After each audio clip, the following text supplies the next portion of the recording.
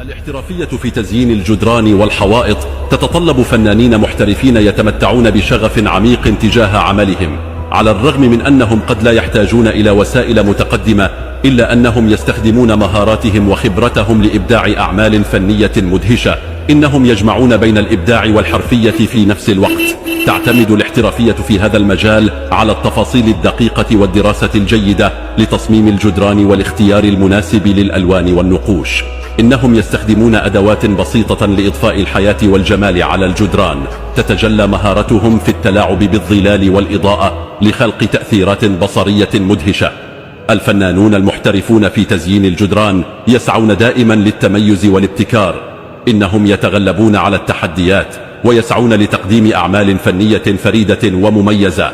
يتفانون في تطوير مهاراتهم ومتابعة أحدث صيحات التصميم لتقديم الأفضل لعملائهم.